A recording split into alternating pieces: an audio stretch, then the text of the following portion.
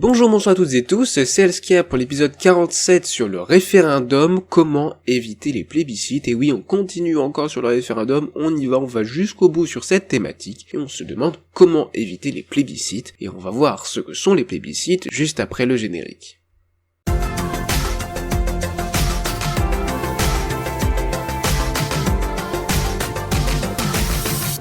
Donc le plébiscite, qu'est-ce que c'est? Qu'est-ce qu'un plébiscite? Alors un plébiscite, c'est, pour reprendre la définition du vocabulaire juridique, en récapitant, 13e édition, aux presses universitaires de France, Gérard Cornu 2020, bref, la source que j'ai beaucoup utilisée dans cette série, c'est noté, alors ça peut être synonyme de référendum, sinon c'est parfois spécialement employé pour désigner un référendum dans lequel, à l'occasion de l'approbation d'un texte ou d'un acte, il est en réalité demandé au corps électoral de manifester sa confiance à un homme.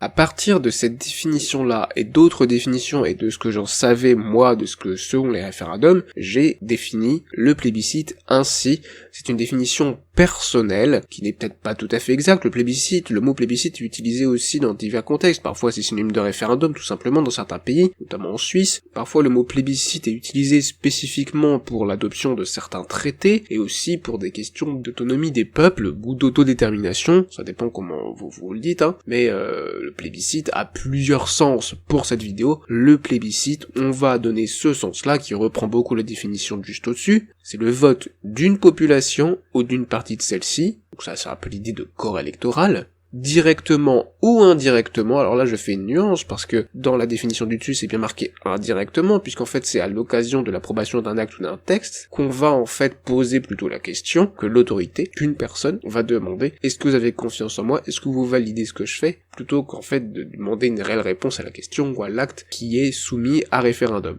Moi je pense que directement aussi c'est un plébiscite, c'est-à-dire que si on demande la confiance au peuple, c'est un plébiscite. Pour moi, c'est une définition un peu élargie, même si ce qui est intéressant ici, et ce qui est en fait une dérive du référendum, selon moi, c'est ce côté indirect quand on pose une question, quand on demande lors d'un référendum l'approbation d'un acte, et qu'en fait, non, on ne pose pas la question, on demande pas l'approbation d'un acte, on demande l'approbation de la personne qui pose la question, on demande une validation, ou la confiance envers cette autorité qui pose la question. C'est donc ça, pour moi la définition, je la répète, vote d'une population ou d'une partie de celle-ci, directement ou indirectement, sur la validation ou la confiance envers une autorité. C'est la définition qu'on va garder pour cet épisode, et ayant en tête quand même que plébiscite n'est pas toujours utilisé dans ce sens-là, c'est parfois synonyme de référendum, parfois d'autres choses, comme je l'ai dit juste avant. Mais pour cet épisode, on va utiliser cette définition-là. Donc, maintenant qu'on a vu ça, on peut comprendre que le référendum, c'est en fait une réponse à la question, alors que le plébiscite, c'est un soutien ou non à une autorité. C'est pas exactement la même chose. Et vous allez peut-être me dire, mais alors, quand il y a des référendums de dissolution, c'est en fait un plébiscite et pas un référendum. Alors oui et non, c'est pas vraiment un plébiscite, même si le thème est le même.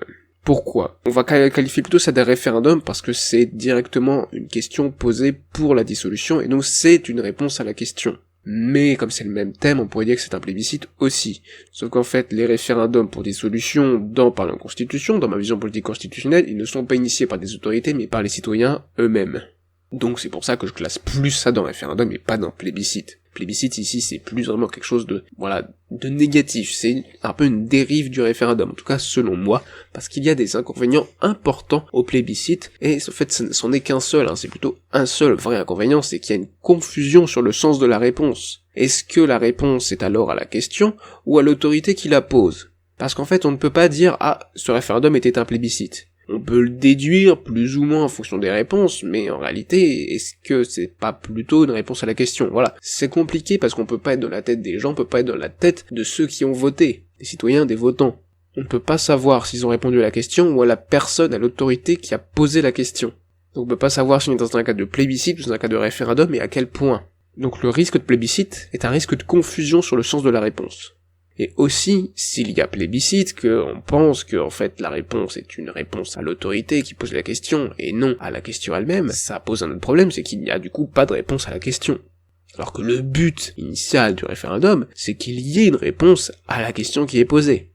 Maintenant qu'on a défini ce qu'est le plébiscite et pourquoi, selon moi, c'est un problème, puisqu'il y a confusion sur le sens de la réponse, puisqu'il n'y a pas de réponse à la question, j'aimerais rappeler quelques autres problèmes avec les référendums. On en a déjà parlé dans d'autres épisodes, il me semble on en avait parlé dans l'épisode 44, mais pas que, bref, il y a plusieurs problèmes avec les référendums, qui sont en fait des dérives du référendum, des risques aussi, lorsqu'on fait un référendum. Le premier risque, c'est l'instrumentalisation par l'initiateur. Évidemment, la personne qui va initier le référendum va avoir le choix de la question, le choix des options, et donc va pouvoir orienter, manipuler les gens, notamment avec de la propagande, mais pas que, rien que le fait de choisir la formulation des questions, de l'orienter dans un sens plutôt que dans un autre, selon comment on pose la question, la réponse sera pas la même, et donc on va pouvoir un peu orienter le vote. C'est un vrai problème, et il y a plusieurs choses qui peuvent être faites pour lutter contre ça, un contrôle de la part du juge constitutionnel pour essayer de créer de la neutralité, il peut aussi y avoir d'autres choses, comme le fait que ce soit plusieurs groupes qui sont opposés, c'est-à-dire les partisans par exemple du non et ceux du oui, s'il y a que oui et non comme réponse, qui font ensemble la question.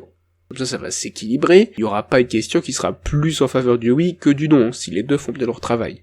Aussi, il peut y avoir une formulation orientée des options, parce que quand il y a des options possibles, s'il n'y a pas que oui, non ou autre chose, par exemple lors des consultations, c'est ce qu'on a vu, non, par la Constitution, pour moi les consultations, il peut y avoir d'autres réponses, plus que oui, non, il peut y avoir, disons, si c'est une question économique, je veux une politique économique libérale, je veux une politique économique socialiste, je veux une politique économique de protectionnisme, bref, peu importe, vous voyez l'idée, c'est qu'il y a plusieurs réponses. Ça c'est sur une question très large, mais c'est plus pour les consultations, on va le revoir un peu après. Bref, la formulation, c'est lié avec l'instrumentalisation par l'initiateur, cette idée qu'on va orienter le choix des électeurs avec une question, une formulation qui va plutôt les contraindre, inconsciemment, parfois, même souvent, et parfois consciemment, hein, si on en prend conscience que les questions sont un peu orientées, vers certains choix. Si pour l'indépendance d'un territoire, on pose la question, est-ce que vous êtes pour la libération de ce territoire face au joug de l'envahisseur et colonisateur initial? Bon, là, très clairement, c'est orienté en faveur du oui, en faveur de l'indépendance, de l'autonomie. Si je pose juste la question, êtes-vous pour l'indépendance de telle région, tel pays, tel endroit, c'est déjà beaucoup moins orienté. Il y a plusieurs stratégies pour manipuler en fait avec les questions et aussi avec les options, mais on va pas les voir ici dans le détail, c'est pas ce qui est le plus important, c'est juste que ces problèmes-là, il faut quand même les avoir en tête, parce que s'il y a des utilisations de référendum, il faut savoir en tant que citoyen, en tant que votant, analyser la question, analyser les options et bien comprendre ce que ça implique pour essayer justement d'éviter de se faire manipuler. Et l'instrumentalisation par l'initiateur, ce n'est pas que la formulation, c'est aussi utiliser le référendum, par exemple, pour faire passer des mesures qui sont impopulaires, je veux dire impopulaires auprès du Parlement, auprès de ceux qui votent les lois. On peut par exemple faire une consultation qui va en fait montrer que le peuple est plutôt en faveur de la mesure. Même si le Parlement n'est pas en faveur de la mesure, si le peuple l'est, ça va permettre à l'initiateur de proposer cette mesure et de quasiment l'imposer au Parlement. Après, ça dépend de la vision qu'on a de la démocratie. Selon moi, le peuple, même s'il dit blanc, c'est pas pour autant que le Parlement doit suivre et doit dire blanc. Si en fait c'est mieux de dire gris, eh bien il faut dire gris. Mais ça c'est un débat plus large, que je ne veux pas rentrer dans les détails entre les différentes conceptions de la démocratie et de la discussion et de la Constitution. Bon, vous comprenez progressivement, si vous avez bien regardé par la Constitution, vous comprenez un peu la vision générale que j'ai, qui est plus une vision de recherche de la vérité, entre gros guillemets, en fait, de la meilleure solution dans un contexte donné pour essayer d'avoir des bonnes choses. Après, il faut définir ce que c'est que les bonnes choses et ce qu'on cherche. Mais c'est pas le peuple qui décide en tout point. Le peuple a une opinion, et l'opinion n'est pas forcément éclairée. Et ça va nous amener vers d'autres problèmes avec les référendums. Il y a le biais d'effet d'ordre. Ça, c'est en fait la suite par rapport à la formulation. C'est en fait l'ordre des questions sur le bulletin. C'est-à-dire que si c'est un référendum avec plusieurs questions, c'est possible. On en a parlé dans l'épisode 44, il me semble. Bref, on en a parlé des référendums avec plusieurs questions, des référendums avec plusieurs options possibles. Des options différentes, ça peut créer un biais d'effet d'ordre, il faut faire attention en mettant de l'aléatoire sur les bulletins, etc., etc. Le biais d'effet d'ordre, c'est lorsque l'ordre des propositions influence les réponses. Si on met que des propositions qui ont plus de chances d'avoir des réponses négatives au début du bulletin, les questions qui ont peut-être plus de chances d'avoir normalement des réponses positives vont en fait être influencées par toutes les réponses négatives qui ont été données avant, et le citoyen, le votant, va être amené dans un espèce d'élan à plutôt voter contre pour les dernières aussi. Et inversement, si on met toutes les positives, toutes celles qui ont plus de chances d'être votées oui, on se retrouve avec plus de réponses oui, même sur celles qui auraient eu tendance à avoir plus de réponses non. Vous voyez l'idée? C'est en fait lié à des biais cognitifs, à des méthodes de manipulation, qui sont en fait comme la technique du pied dans la porte, bref, ceux qui connaissent, vous voyez ce que je veux dire? C'est par exemple lorsque quelqu'un qui fait du marketing décide de vous proposer un stylo pour seulement 1 euro, vous dites oui, ensuite il vous propose quelque chose de beaucoup plus cher, et là, comme vous avez déjà dit oui, vous avez l'impression que, voilà, inconsciemment, hein, le plus souvent, vous avez envie de continuer de dire oui, vous avez l'impression d'être déjà engagé, alors que pas du tout. Le biais d'effet d'ordre, c'est un peu cette idée-là. Des réponses positives, plusieurs réponses positives, vont donner un sens à l'ensemble du bulletin, et même sur les questions que vous auriez eu tendance à voter négatif, vous allez voter positif. C'est pas le cas pour tout le monde, mais disons que sur une large population de votants, cet effet peut se retrouver, peut être observé. Et c'est un biais qui doit être évité. Il y a aussi d'autres possibilités de biais d'effet d'ordre, ça peut être des enchaînements de questions qui ont des influences. Certaines questions qui passent avant d'autres peuvent avoir une influence l'une sur l'autre. Soit parce qu'on associe les deux, soit parce que la première oriente la deuxième. Alors que si on met plus d'espace et plus d'autres questions entre deux, eh ben ça crée une distance qui permet d'avoir des réponses différentes. Bref, il y a plusieurs choses. Je dis beaucoup bref, mais c'est parce que en fait, j'ai pas envie de détailler là-dessus, parce qu'il y aurait beaucoup de choses à dire. Presque une vidéo à part entière pourrait être dédiée au biais d'effets d'ordre qui peut se manifester de plusieurs façons. Donc on continue, après le biais des feux d'ordre, il y a le risque d'abstention, parce que quand on multiplie les votes, il y a plus de chances que l'abstention advienne, c'est-à-dire que les gens ne viennent pas voter. Les gens ne votent plus parce qu'ils vont pas voter tous les dimanches, c'est pas possible, ils ont autre chose à faire de leur vie que d'aller voter tous les dimanches. Pour certains c'est un problème, moi je pense que c'est à moitié un problème, c'est-à-dire que quand les gens s'abstiennent alors qu'il n'y a pas des votes très fréquents, là c'est parce qu'ils ont la flemme, parce qu'ils veulent pas s'intéresser, parce que c'est un choix politique, et je trouve que c'est pas un problème en soi l'abstention. Si des personnes veulent pas s'intéresser, veulent pas se donner la peine de voter, de participer, eh bien tant pis pour eux, c'est peut-être que leur avis n'est pas important. Moi je pense que l'avis de tout le monde pourrait être peut-être important, surtout s'il est réfléchi et que tout le monde donne son avis, et participe au débat de façon argumentée, mais si ce n'est pas le cas, eh bien tant pis. Pour moi ce n'est pas un problème. Par contre, s'il y a abstention parce qu'il y a trop de votes fréquents et que ça commence à poser des problèmes d'organisation pour la vie des gens qui veulent quand même s'intéresser à la vie politique, là je pense que c'est un problème. Quand il y a surabondance de votes au point que ça empêche la vie quotidienne des gens, ça commence à être problématique. S'il y a un vote par mois, je pense que c'est raisonnable. S'il y en a un par semaine, ça commence à être problématique. Car certains veulent partir en vacances, certains veulent partir en week-end, certains veulent aller voir leur famille qui habitent pas près de leur bureau de vote, et du coup forcément ils vont pas voter à toutes les élections. Et là ça pose un problème de représentativité. Enfin, on a autre chose, c'est les réponses irréfléchies, ça c'est un problème encore plus important selon moi, c'est que quand on demande l'avis au peuple, aux citoyens, ils ne vont pas forcément répondre en réfléchissant beaucoup, en débattant, en argumentant, en essayant de voir ce qui est bon, ce qui serait bon pour la société dans laquelle ils sont. Il y a un risque qu'une partie significative et influente des citoyens vote pour d'autres raisons. Soit justement en fonction de l'autorité, là on entre dans le cadre du plébiscite, mais pas que, ça peut être au feeling, selon ce qu'ils aiment, selon leur humeur, sans réflexion, voilà, c'est problématique selon moi. Maintenant qu'on a vu tout ça, ces problèmes avec les référendums qui sont possibles, qu'on a vu ce que c'était que les plébiscites, qu'on a vu pourquoi les plébiscites c'est mauvais, enfin selon moi, est-ce qu'il y a des moyens de lutter contre ce risque? Le risque est limité dans Parlons Constitution, car l'initiative citoyenne est une solution, c'est même la solution principale au risque de plébiscite. Pourquoi ça? Eh bien en fait parce qu'il y a plus de chances de réponse à la question. Et ça, c'est logique, puisque j'ai envie de dire, les citoyens ne vont pas vouloir voter contre une autorité qui serait eux-mêmes, donc les citoyens. Sauf certains cas rares de réponse à un groupe de citoyens initiateurs. Ça peut être le cas si les citoyens qui initient le référendum sont une part bien spécifique des citoyens. On pourrait imaginer un référendum sur une question, je sais pas moi, écologiste. C'est un exemple au hasard, c'est la première chose qui m'est venue en tête. Un référendum écologiste initié par un groupuscule écologiste suffisamment nombreux pour initier un référendum. Bon, sur ces questions-là, on est plutôt sur des référendums locaux. Si vous vous souvenez des types de référendums, c'est pas vraiment possible d'avoir ce type de référendum, puisqu'il n'y a pas vraiment de référendum sur des mesures, sauf au niveau local. Il y a aussi un autre cas, c'est si la réponse du peuple est en fait une réponse à une autorité qui est le peuple lui-même.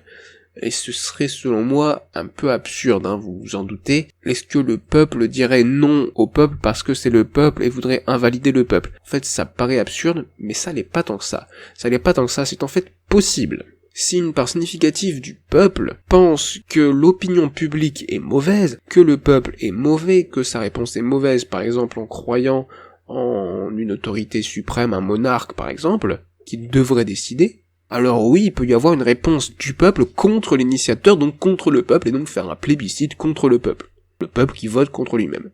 C'est possible, c'est envisageable théoriquement.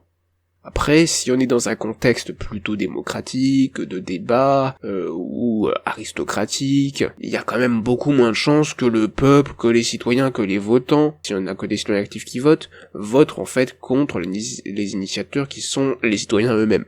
Ça paraît beaucoup plus absurde, mais pas tant que ça. Si on a vraiment une défiance envers l'opinion publique, si on a une défiance envers le peuple et qu'on a une partie de la population significative qui est monarchiste par exemple, ou qui croit en un texte de loi par exemple religieux qui devrait s'appliquer en dépit de ce que veut le peuple, bref, c'est assez compliqué, mais c'est quand même un cas qui est possible. Donc l'initiative citoyenne c'est une solution, mais ce n'est pas une solution parfaite. Il y a toujours un risque, même quand c'est une initiative citoyenne. Il y a une autre mesure qui permet de limiter ce risque de plébiscite, ce sont les options plus précises. Donc s'il n'y a pas que oui ou non. Pourquoi ça? Car en fait, les personnes vont voir des options précises et vont être plus tentées de répondre aux options plutôt qu'à la personne. Quand ils vont voir qu'ils ont des choix précis, ils vont être plus enclins à s'intéresser. Quand il y a juste oui ou non, t'as l'impression de pas vraiment donner ton avis et tu dis juste oui ou non, tu valides ou tu ne valides pas. Quand t'as plus d'options, tu te dis t'as du choix, c'est important, c'est plus précis, on te demande vraiment ton avis, et là, les citoyens, on peut supposer qu'ils auront plus tendance à répondre aux options qu'à la personne qui pose la question, et donc ça limite le risque de plébiscite. Mais des options plus précises, ça a d'autres effets, d'autres problèmes, la formulation, et un risque plus fort en fait d'instrumentalisation, de manipulation, puisqu'on peut manipuler par le choix des options, par l'ordre des options, ça augmente le risque de biais d'effet d'ordre, etc. Je vous renvoie à ce qu'on a vu avant et surtout à l'épisode 44 où on avait traité de cette question, on avait parlé de potentiel QCM en fait, de référendum QCM avec des choix multiples en fait. Des référendums à choix multiples avec plus de 2 réponses, plus que oui ou non. Et même plus que 3 réponses, oui, non, ou à reformuler, non en l'état, ça c'est ce qui pour moi devrait être ce qui est possible sur un bulletin, oui, non, ou non en l'état, / à reformuler, ça dépend, on peut varier, on peut choisir entre à reformuler ou non en l'état selon le type de question. Pour moi il doit y avoir ces 3 réponses possibles sur le bulletin. Pour tout type de référendum. Sauf pour ces référendums-là qui ne sont pas des référendums en fait, ces options plus précises, c'est à éviter, et pour moi ça doit être uniquement pour les consultations. Pourquoi pour les consultations? Parce que ça n'engage pas de décision obligatoire après, c'est pas car on consulte la population qu'on doit suivre ce qu'elle nous dit. C'est juste un avis, on demande un avis. Un référendum, pour moi un référendum se différencie de la consultation, parce que le référendum, une fois qu'il y a décision lors d'un référendum, l'autorité qui a posé la question, ou même peu importe si c'est pas une autorité qui a posé la question, les pouvoirs publics doivent acter la réponse, doivent en faire une décision effective. Maintenant qu'on a vu que ce risque est limité, on va quand même voir qu'il existe toujours, déjà pour les référendums locaux qui sont initiés par les collectivités territoriales. Il y a un risque de plébiscite local, en effet.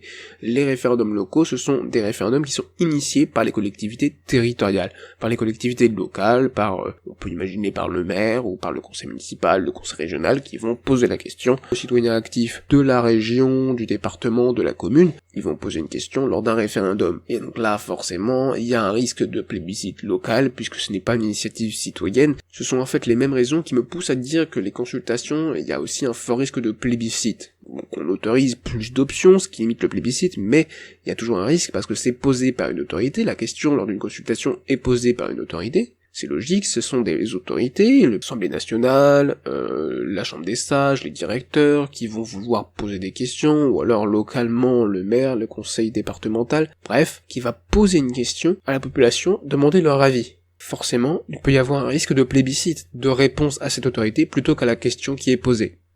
C'est lié évidemment, il n'y a pas d'initiative citoyenne, c'est le corollaire, il n'y a pas beaucoup de choses à dire, mais c'est bien de le rappeler, l'initiative citoyenne est quelque chose qui permet de limiter fortement le risque de plébiscite. Et troisième raison, la consultation n'impliquant pas une décision obligatoire, les citoyens, les votants peuvent être tentés de répondre à la personne plutôt qu'à la question, puisque de toute façon, ils savent que la réponse à la question n'implique pas de décision. Donc peu importe la réponse qu'ils vont donner, ils savent que ça peut très bien ne pas être suivi, donc ils peuvent être tentés de répondre à la personne, de dire non à la question, non pas parce qu'ils s'y opposent, mais parce qu'en fait, ils s'opposent à cette méthode de consultation, et eux, ils préféraient donner directement leur avis. C'est possible. Ce qui augmente fortement le risque de plébiscite quand il y a des consultations. Bien, donc on arrive à la fin de cette vidéo, j'ai un peu développé à l'oral plutôt que sur la vidéo certains points qui pour moi étaient importants de préciser. S'il y a des questions là-dessus, évidemment, toujours dans les commentaires vos questions, j'essaierai d'y répondre, pareil sur Discord, n'hésitez pas à en parler, à débattre, toujours dans la politesse, dans le respect. Et je vous propose cette conclusion pour résumer cet épisode. Alors la définition de plébiscite, je reprends ma définition personnelle, c'est le vote d'une population ou d'une partie de celle-ci, directement ou indirectement, sur la validation ou la confiance envers une autorité. Les inconvénients sont la confusion sur le sens de la réponse, on ne sait pas s'il y a une réponse envers l'autorité ou si c'est une réponse à la question. Et aussi, s'il y a plébiscite, il n'y a pas de réponse à la question, puisqu'il y a réponse en fait à l'autorité sur la validation ou la confiance envers cette autorité. Donc pour parler de constitution, pour ma vision politique dans le domaine constitutionnel, ce risque a été limité, comment ? Par le recours à l'initiative citoyenne. Le recours massif à l'initiative citoyenne permet d'éviter ce risque. Aussi, les options plus précises sont une autre mesure qui permet de limiter le risque de plébiscite. Mais c'est risqué. C'est aussi quelque chose de risqué, je renvoie à l'épisode 44 pour expliquer pourquoi c'est risqué, et donc pour moi ça doit être uniquement pour les consultations. Option plus précise, uniquement pour les consultations. Mais le risque malheureusement existe toujours, on ne peut pas se défaire de ce risque de plébiscite, notamment pour les référendums locaux qui pour moi doivent être possibles, donc qui sont initiés par les collectivités territoriales, et il y a un risque évidemment de plébiscites locaux. Pour les consultations aussi, il y a un fort risque de plébiscite, car comme les consultations sont demandées par une autorité et qu'il n'y a pas de décision obligatoire, les votants peuvent vouloir répondre à l'autorité plutôt que de répondre à la question, peuvent vouloir invalider, dire qu'ils ne sont pas d'accord avec l'autorité, qu'ils ne sont pas d'accord, qu'ils ne leur accordent pas leur confiance, qu'ils ne veulent pas de consultation, qu'ils préfèrent des référendums et décider par eux-mêmes, plutôt que juste donner leur avis lors d'une consultation, et donc voter contre l'autorité plutôt que de répondre à la question. C'est possible, c'est un risque important lors des consultations.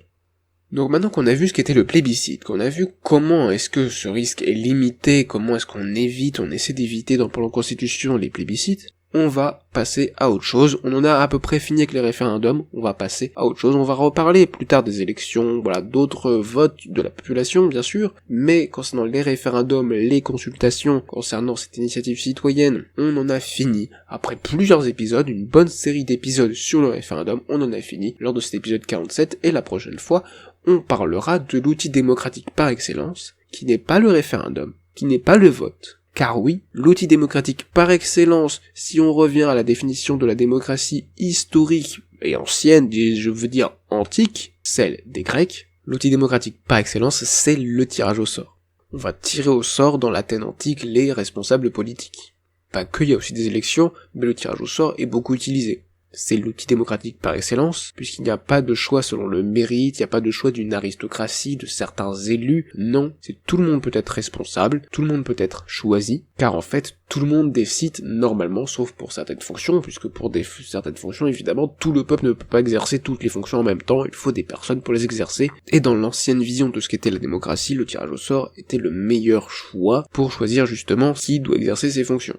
Mais le tirage au sort, c'est le sujet du prochain épisode, de l'épisode 48. Cet épisode 47 est terminé. Je vous remercie de l'avoir regardé. Les questions dans les commentaires, n'hésitez pas, et les débats sur Discord. Merci à toutes et tous. C'était Elsker, et à la prochaine.